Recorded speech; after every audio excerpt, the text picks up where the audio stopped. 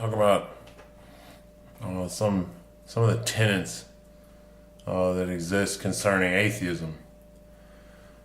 I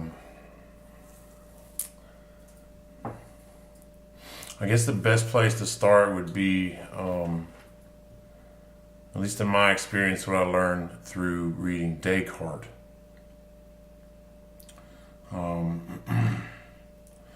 Descartes, Descartes, Descartes. He was around, I guess, I don't know, the 14th, 15th, some old school shit.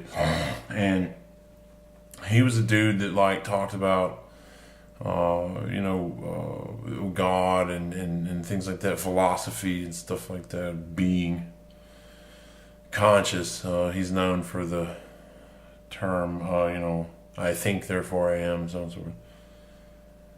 And the reason he kind of reached out to me is because as I'm reading, he was describing, the scene in front of him in written language. He said, I see this table in front of me, and I see the candlelight, and I have my quill, and I'm writing this stuff and everything, and then it just grabbed me, and it said, this guy is describing like a scene from hundreds of years ago, and here I am like looking at it, and I almost got the sense that I was there while I was reading it, And he talked about something about how, if you want to find out or you want to test to see, the truth of any type of ideology, religion, or something like that, is, you have to start or begin by rejecting everything you know, down to the core. And when you do that, you just say, okay, starting at point blank, square one, zero, zilch, nothing. But I'm not starting at nothing from the standpoint that I don't have any knowledge. It's like you teach yourself, you train yourself, and you learn, and once you do that, then you're able to kind of reject everything, the whole world. And I noticed pretty early on that,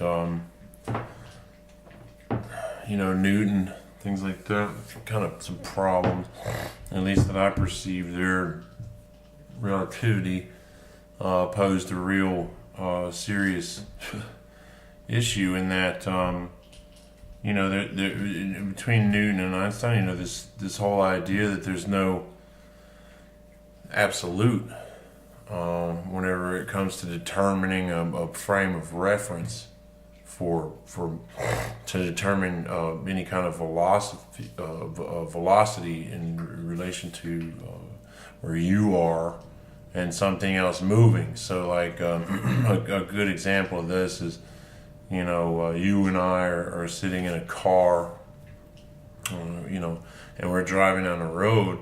Well, I look over at you in the passenger seat or the driver's seat, you can have it.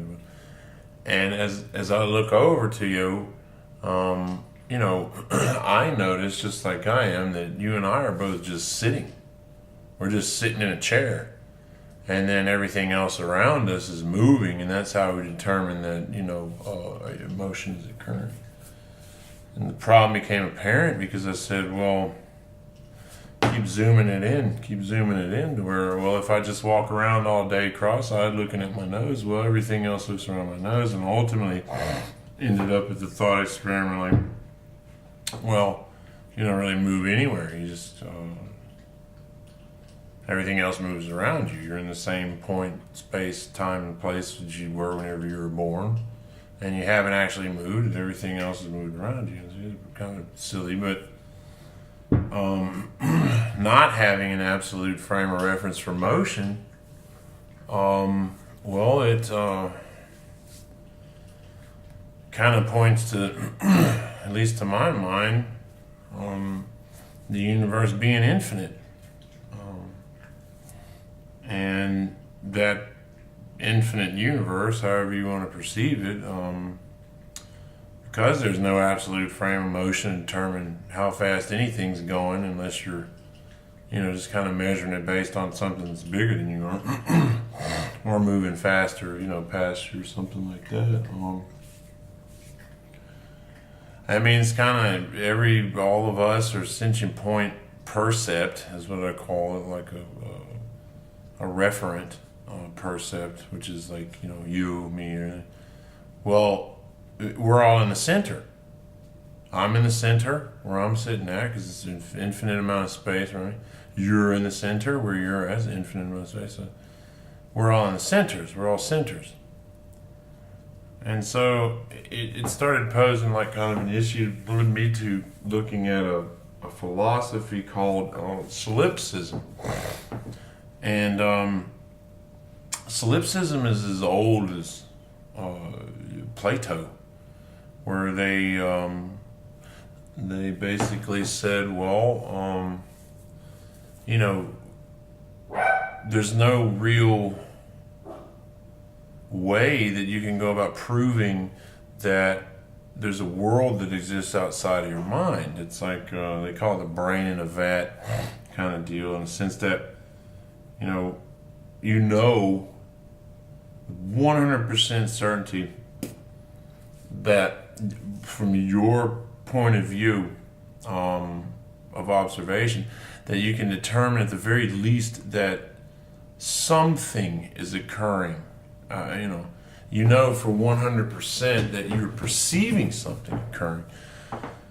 But, Heisenberg and everything else kind of says, once you get out of the head space of subjectivity, is what they call it, subjectivity, into the, outward field space of objectivity, that it's uncertain. There's uncertainty all around. And, the problem with solipsism is that, one person will sit there and go, well, I'm a solipsist, and I believe that the world is all in my head. You're just a figment of my imagination, and nobody's really real. It's all just something that's in my head, and you can't demonstrate it because there's no qualitative, substantive, material or any other kind of type of thing demonstrate that another being is having sentient experience like your own, because you can't call upon somebody to take a memory out of their head and you put it on the table. You can't see a dream. There's no idea particle, and so on and so forth. Brings in kind of a couple of issues. One, I think solipsism automatically off the jump is kind of a bullshit thing. It's irresponsible. It's a error, logical error, in that essentially what you're doing is you're calling upon the how do you put this? You're calling for a negative qualifier to falsify a positive referent percept, which means that if I'm looking among the world and I see outside in this world, and let's say it's all in my head, okay? And I'm looking at it, and even though it is all in my head, and it's just everybody's a figment of my imagination, and one of those figments of my imagination comes up and says, hey, why don't you prove it or something like that? Well, philosophically speaking, responsibility to discipline, to demonstrate that sort of thing. So the first thing you'd want to do is just start with something kind of simple and say, I perceive the world, that I believe that is all in my head. But what I have noticed in that world is that I can't fly. like for some reason or another, my brain, imagination, or whatever you want to call it, my little world that I'm imagining here, can't fly. I can't just stand on the ground and jump up and fly. And I've also noticed that, these other figments of my imagination that look much like me, human form and stuff like that, well, I haven't seen any of them do it either. So it's reasonable for me to assume at that point that I can get at least some type of degree of an idea that would suggest, there's something that's occurring in my mind or my field of view, that makes sure that humans don't just spontaneously launch up into the air, and we'll call that gravity. And, you follow it through, and then you come up with a general kind of, understanding of the self and your imaginary world that's, you're just making all this up as you go along, that, those things that appear to be outside of the mind or really just the figments of my imagination, they still adhere to certain rules. Like this. It's got density, you can knock on it and things like this. Things that are about it, like a common thread that binds, matter. Even though everything looks different, they still have some similar qualities. They stay on the ground, they have density and mass, they're made of certain things or whatever. But even if it's all in my head. So what ends up happening is that, well, when I call upon a qualifier to demonstrate whether or not another being has sentience, there's nothing there. There's no qualitative, substantive, quantifiable, particle or quanta for ideas and thoughts and joy and happiness and all this kind of stuff, substantiate the human experience, sentience and things like that, consciousness. So what you end up doing is you end up like kind of bending the rules a little bit whenever it comes to try to determine, the validity of such a statement as, even if the objective or what I perceive to be the objective world is something that's all in my mind and ultimately subjective, objective material still, whether it's in my head or not, it conforms to, a certain rigidity that's kind of, universal throughout pretty much. But when it comes to determining the validity of consciousness or whether or not a being has sentience, I'm essentially calling upon something that doesn't exist. For all intents and purposes, nothing. If I say I have an idea in my brain about, 7,000 pounds and I stand on top of a scale, the scale's not going to change by anything. Because the thought is nothing. It has no weight, it has no substantive qualities, it has nothing. So the referent by which I determine that the world is all in my head, in order to do that, you have to frame the question or the statement that, the world is not real. It's something that I'm making up or whatever. So whenever you kind of look at it in that sense, like, and it's going to bring me around to the argument against atheism for God, is that what I'm doing is I'm using what I said earlier, like a negative qualifier to falsify a positive referent, which means the negative qualifier that I'm using is the world, because the solipsistus is a solipsist. My mind is basically locked to the idea that the world is not real. So whenever I say, the world is all in my head or whatever, I'm reaching out into a negative referent which says, well, guess what? I'm using something that I already don't believe is real, is not real, to prop up the argument that, the statement that I'm saying is true, and that I'm the only referent there is, and there's problems. It says, to someone else within that world that I believe is in my mind, a figment of my imagination, I reach out to another entity that's over there that's walking around claiming that they're real. They'll say, well, I tell them, well, the world isn't real. They say, well, yeah, I think it is, and stuff like that. And I'll say, well, you can't prove it. You can't prove it. And what I'm doing again is the same thing. I'm using a negative qualifier to falsify a positive referent, in the sense that when I tell that entity over there that I already don't believe is real, is a figment of my imagination, that you can't prove it, it's like, well, I'm already diving into a system which I automatically believe is already false, in order to call upon that qualifier to demonstrate to me some type of proof is going to falsify my claim that world isn't real.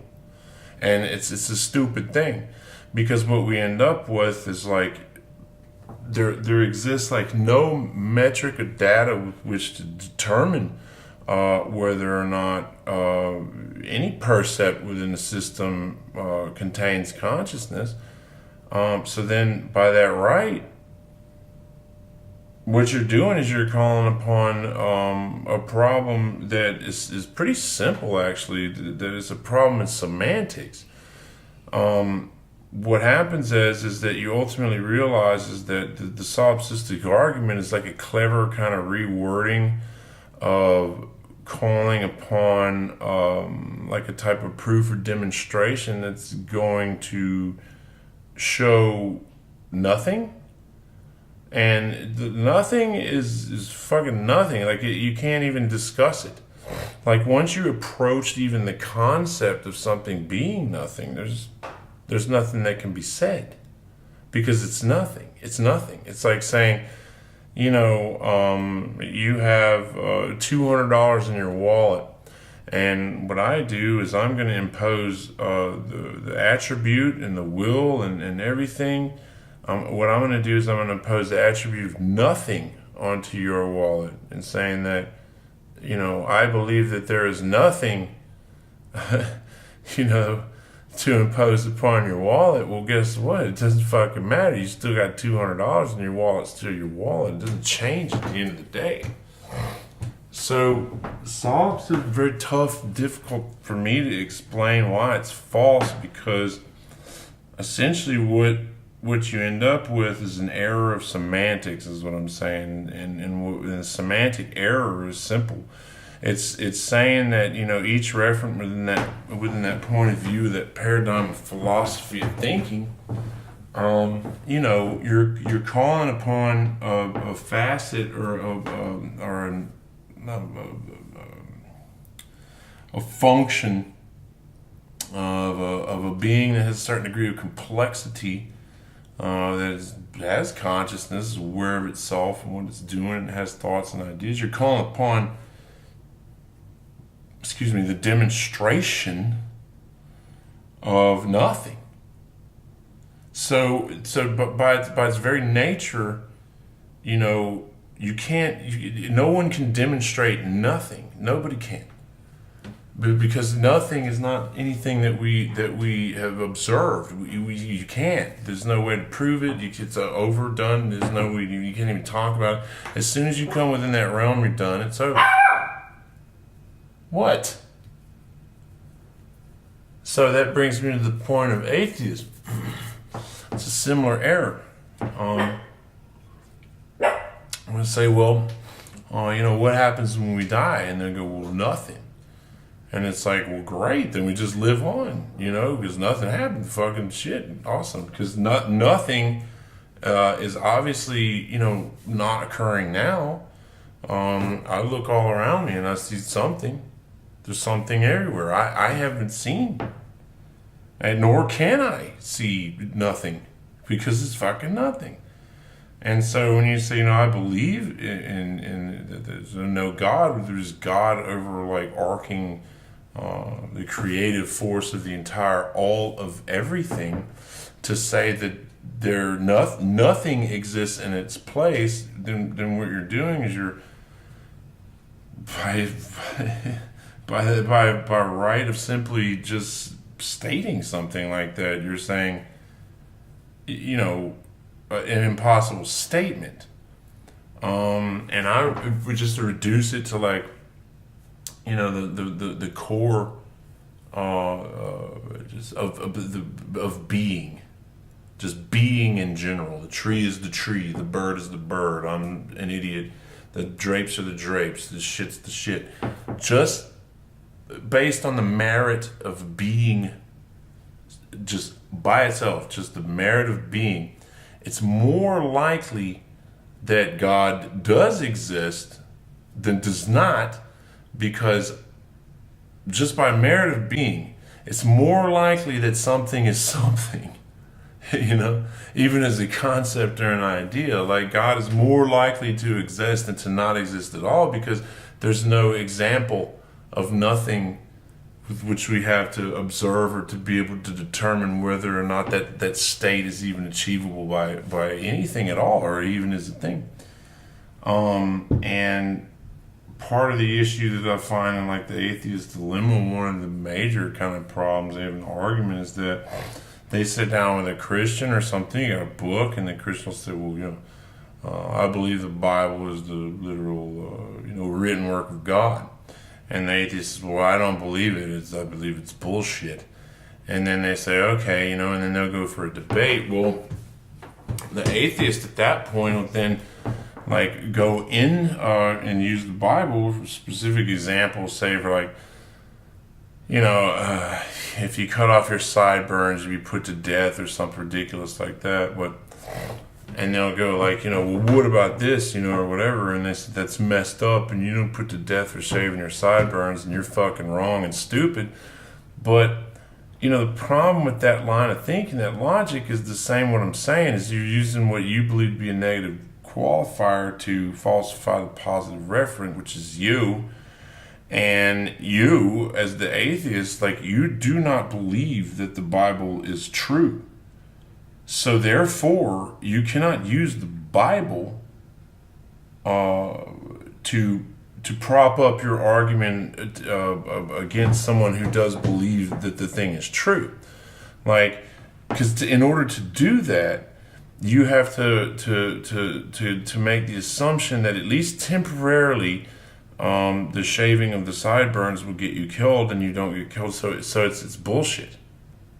You can't use a body of what you believe to be false data to bolster an argument to give you, a winning, claim. And I see it a lot, and I'm curious about like why that is, because it seems to be like a pretty giant mess in logic that, if I believe that a body of work is false, then I have no need to use that to prop up any argument that I'm going to make about anything to anybody, even if it's like, trying to make them look dumb or feel bad or whatever.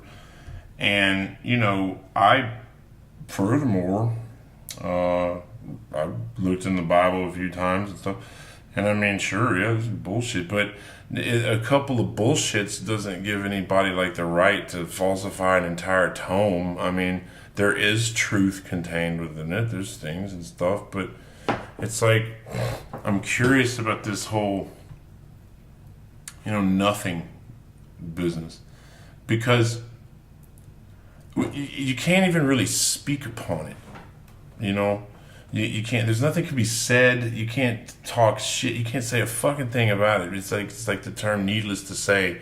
Like, don't even follow it up with anything, because needless to say.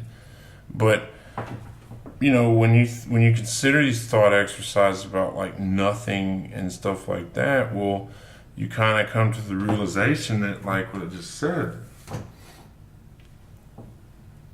if somebody says, well, you can't prove, there's no proof out of solipsism, so well, yeah, that's because the question of whether or not the world exists outside of my mind begs the question of whether or not that statement is true or false.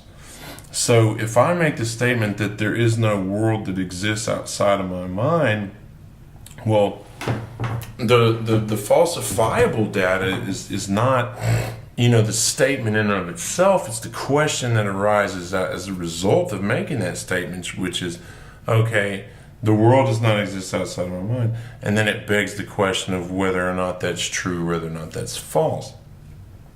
And in order to demonstrate whether or not it's true or false, you rely on a paradoxical, relationship of data that can't be gathered simply because it as a means or a function or a way or a cause or however you want to look at it to an effect. There is no way to measure it because it doesn't exist in any sense of the term that we're used to understanding. I think, well, in the same right, it could be said that from the referent percept to the objective world, our consciousness doesn't fucking exist, and it's just a figment of its imagination, because we can't prove it to anything or anything else. But the problem that I see is not so much in the argument or the acceptance of philosophical tenet that makes you think about, shit being on your head or not, is that for some reason people will always, instead of saying, well, I can't demonstrate, whether or not someone else is real or whatever, and I see all these people around me, they're saying things and communicating and doing their business. Well, then I'm the only person in the world, But it's like, why would not the same statement of truth apply to the individual that's making that statement to begin with? Oh, excuse me. Why couldn't that person have the same observation, but then say, I don't think I can prove myself to be real. I mean, I know that I'm perceiving myself or whatever, but I can't measure any of that shit. I can't measure any more than I can measure Juan or Timmy or Julie or anybody's percept reference point. So, in a sense, it's like you automatically take the narcissistic standpoint that, everybody else is just a figment of your imagination, instead of saying, well, maybe I'm a figment of someone else's imagination, or maybe we're all figments of one big imagination. That's the kind of thing. Because the problem is that you get open-ended so quickly on that deal before you realize, wait a minute, the proof that would be required to solve that philosophical conundrum is it's non-existent. And so therefore, because you're dealing with a certain degree of nothing within the equation, it's like something divided by zero. It's an impossible operation. It's erroneous. It's irresponsible. It's an error of semantics, and we're moving on. So Newton says, an object at rest will stay at rest unless it's acted upon by an outside force. And that's not necessarily true. Because I see many objects that stay at rest until something happens to it, but then there's this object that looks like a grasshopper, and that object is on the ground, and the wind's blowing. I can tell the wind's blowing, shit, and everything else is moving around, but this thing's going in the opposite direction. So it's like that particular thing, that particular object, or a person, or a bear, or whatever. Well, it seems to be able to move independently of the combined forces that are acted upon at any given time. So, what force is that? If an object at rest will stay at rest until acted upon by an outside force. Great, unless that object is a rhino or a squirrel, because that squirrel's moving all over the fucking place. It's climbing up the tree and down the tree, and it's defying gravity and all this shit. So it's like the human, for some reason, the human condition just really errs on the side of like narcissism, but errs on the sides of errors, so to speak. It errs on the side of having errors. And we don't put on airs in this world because, if you zoom out far enough, we're nothing. It's just a tiny little fucking infinitesimally, it's just nothing, important. And within the next, maybe 3,000 years, we'll be fucking done if shit keeps going on the way that it's going. But I don't worry about that kind of stuff because I happen to think that, well, if the universe is infinite, well, that means there's pretty much 100% chance that the world that I want to be a part of exists. Whatever that is. I call it heaven. Shit like that. So I was talking to my father the other day. It's like, so the responsible answer, say a child comes up to you and says, "What's heaven like?" And he says, the responsible answer is to say, "Well, I don't know. Nobody knows." And I said, "Well, I think it's going to be fucking awesome. It's going to be the greatest shit ever." And what do you mean? What's so good?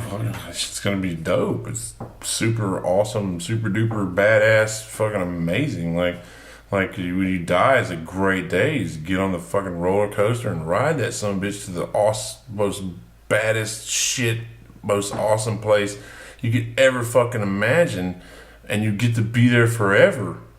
And like they said that it's irresponsible intellectually. I guess there's a lot of shit that's irresponsible intellectually, like solipsism, atheism, and fucking a lot of other shit easily can be misused for irresponsible. But I don't see anything irresponsible with telling the kid that heaven's going to be fucking awesome. I don't. I think if anybody asks me about heaven, I'm going to tell them it's going to be the dopest shit ever. It's going to be the most fucking baddest shit you ever fucking seen and been a part of. It's incredible. And I don't know. I'd rather, if I was a kid, I would rather hear that than some shit, And therein lies like the crux of the whole thing. So it boils down to my belief, And somebody says, "Well, you're irresponsible," or "That's not a responsible choice," or "You're not." I said, "Look, it's not a responsible choice to take a shit and flush the toilet. It's not a responsible choice for me to get up and fucking get out of bed and go do anything. The garbage, the fucking trash, the pollution and everything. I mean, what's responsible?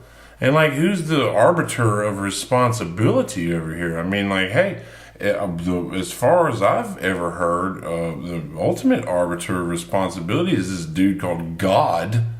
And God talks about heaven. So, I mean, fuck, if there's God is heaven and shit, and it's awesome and great, well, I mean, what do you got to lose? People think how long have we been like, out of the cave?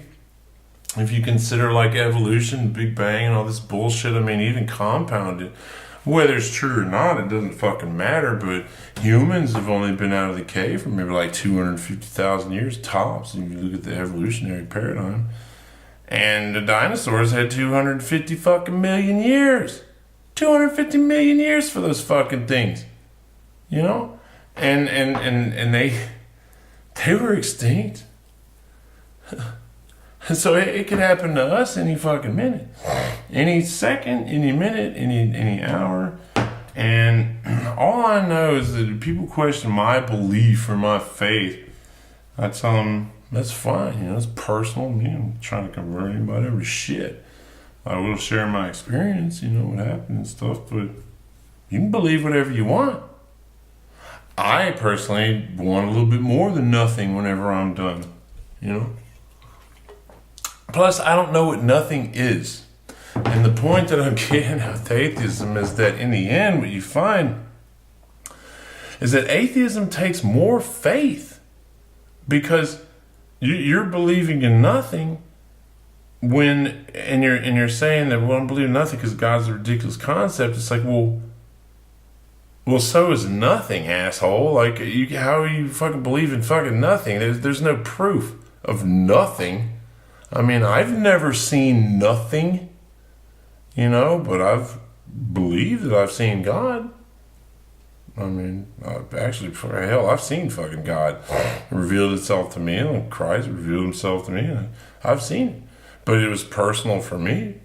And, you can no more call upon me to demonstrate the validity of the claim that I've seen God or had a personal experience with God any more than I would call upon you to demonstrate any of your personal experiences. But I can call upon you to demonstrate the validity of the statement that you have a personal experience that has led you to fucking believe that there's nothing. Because just by the very fucking fundamental nature that, like, you're existing and being right now at this moment, it suggests to me that there's no fucking possible way that you can ever conceive of nothing. Because you're something, and like you can't, And so, I mean, I'm out of it. I'm out of that argument. I'm out of that debate. I've thought for many fucking years, and what Descartes said is that you'll find that it leads to God. That the rejectionary practice is reject everything and start from the beginning with a thinking mind.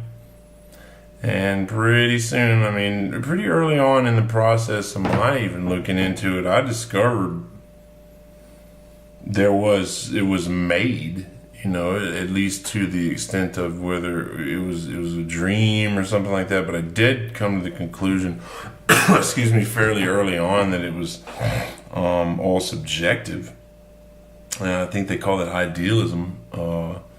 That ultimately, subjectivity is the guiding, ruling force of the universe. And I like the idea because, I got to come to know and understand God and see, an example.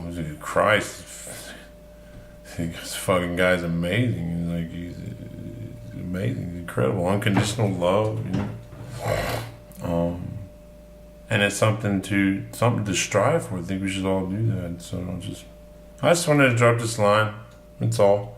Talk a little bit about what I'm thinking about these things, and hopefully share a little bit of knowledge with you. That way, whenever somebody says, well, hey, this or that, then you can say, well, I mean, you're going to have a hard time proving nothing, a lot harder time than you would have proving God. Because, I mean, like I said, by merit of being alone in and of itself, God is more likely than nothing. So, cheers, everybody. Take care.